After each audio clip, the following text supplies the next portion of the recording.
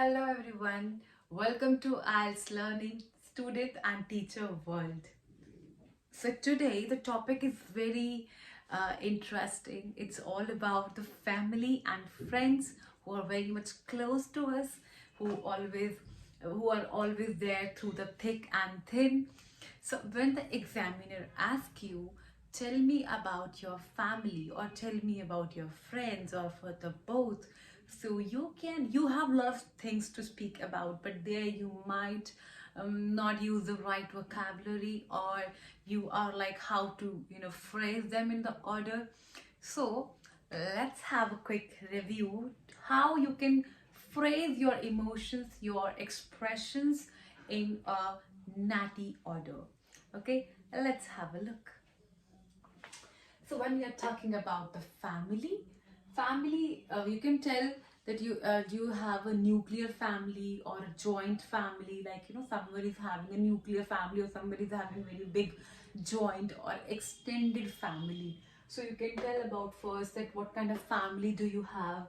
The close-knit family, or spread out family, something like that, or you have a big family tree. You can also mention big family tree, that you have a big tree in your city only, because some people have their family, other members settled there in abroad or in other cities of the nation. But if you have the whole family tree in your city, you can tell whatever is there. Okay, the next. So what is the role of a family is, you have affection, you have a love, you share those emotions, you get a lot of learnings from your parents and your grandparents. They teach you what to do, what to not to do, what to avoid or what to accept. They work as a guide, they work as a teacher, they work as a whole family maker. They are bringing your personality up, they are creating you, they want to see you on the zenith, and they contribute a lot, from bottom to the head. Everything he or she, the mother and a father or grandparents, all are doing together for your upliftment.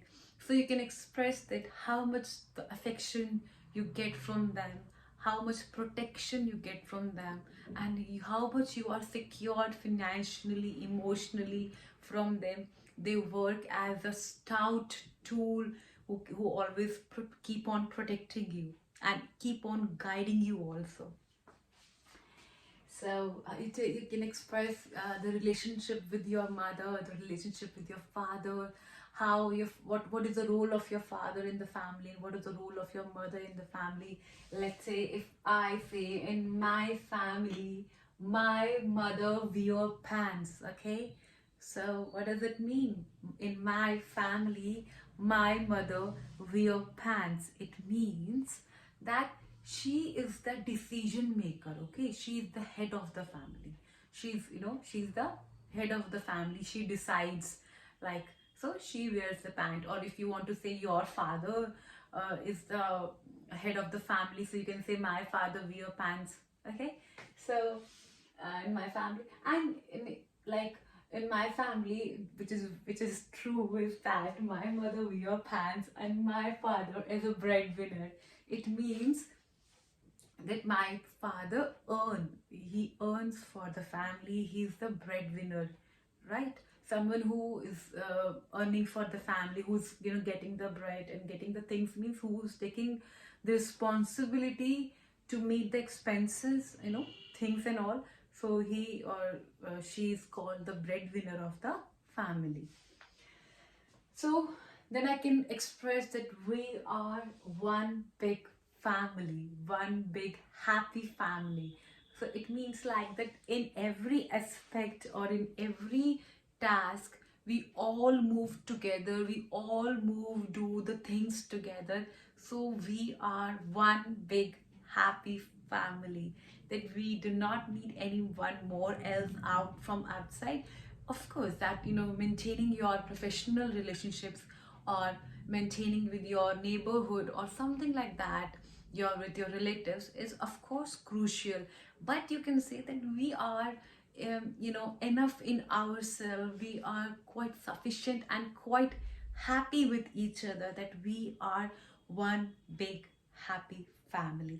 That's a very good idiom to be used. Okay, next, what your parents do, what your parents do for you. Of course, your mother does all the household chores, right? You can express that household.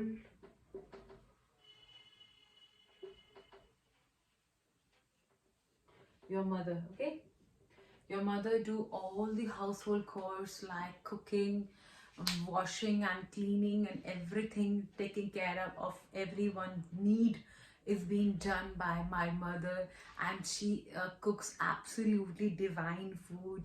She takes care of us like anything. She's our first teacher. Okay, and then the parents are responsible to upbring their children. They are responsible to foster all human moral values, ethics in their children, right? So they have the responsibility, and they do so, that beta, you should not do this, or dear, you should not do that, and these things are good for you, or these things are not good for you.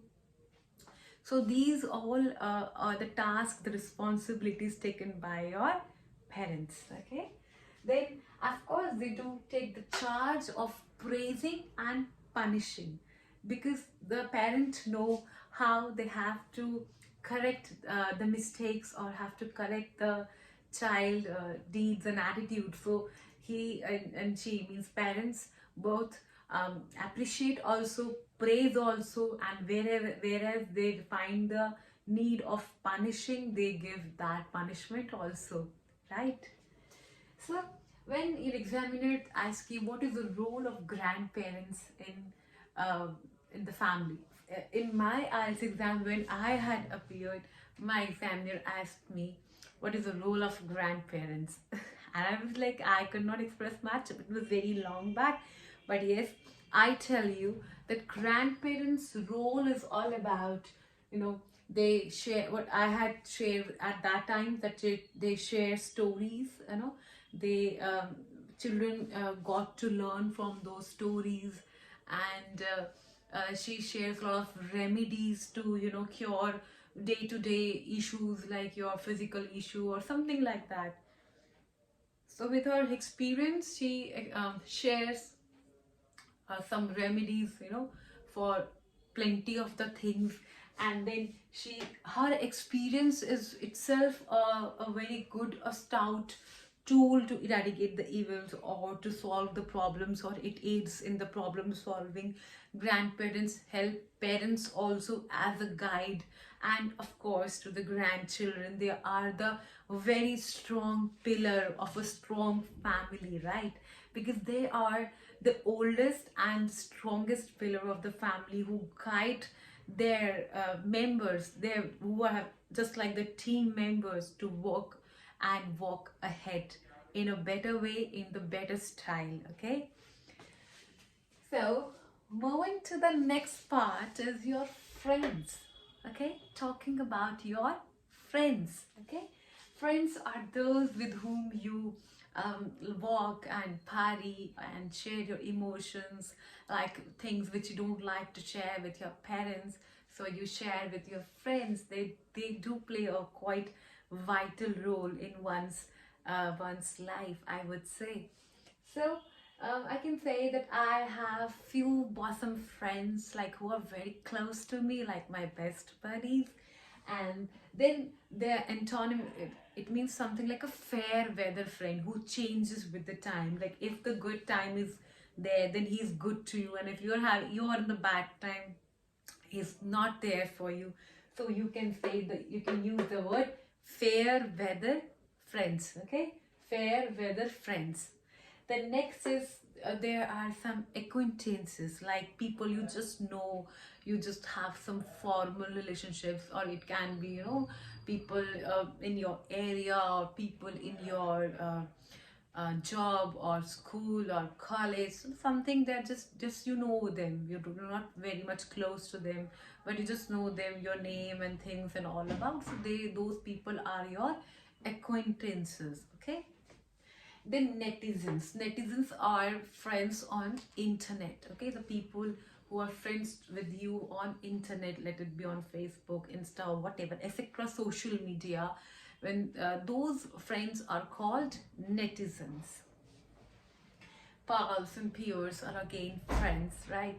Like, you can use a phrase like I friends are those who have been through thick and thin, means from bad to good time, all time they were with you. So that's the identification, that is an identity of a friend. So of course we need a shoulder to cry on. Like, you need a shoulder to cry on. You can share your very sad story or something which has had happened wrong with you. You can share your emotions, right? And we are very much good to those, or we become a good friends when we share the common background. Let's say common background or traits or likings or ideas. When you share the same kind of trait or a background, you're actually well knitted together. You find quite comfortable to talk and to walk and visit the things and to the parties and share the emotions, because you know that the person is able to understand you in the better way and will not make fun of you and would understand you definitely. So the mutual understanding is um, uh, quite established in a very good and very stout way. Okay, so these are the people that you like to hang out, and I sometimes drop in my friend's home. Drop in means sometimes you just informally visit, right? You make a informal visit. So I keep on drop in my friend's house, like whenever I feel. So I just rush to their house and meet them, or we go for outing or hanging out. So these are the stuff that you can express and talk about your friends and family. How? And yes, one more thing, when you want to describe what kind of personality they are, generally you can use the word like generous. I have mentioned here that you can express that my grandparents are quite generous, means they are very kind and very good people. I can say my parents are benevolent, who are very lovely, who are very loving, and I can say they are very much adorable, they are amiable, they are soft spoken, they are kind personalities, they're gracious, you know. So, and I get on a very ecstatic or jubilant state when I hang out with my friends. I just glee to meet them. I feel so much glee. Glee means you're happy. I feel glee to I glee to when I look at them, when I hang out with my friends and my cousins. You can talk about in the family, talking about your um, um, you're from your father's side, paternal. Paternal is your father's side, and maternal is from your mother's side. So when you meet up your paternal aunts or paternal uncle or maternal aunt or maternal uncle, and with your cousins are also called kins. When you maintain a good kinship, it makes you feel at a very exuberant or ecstatic state.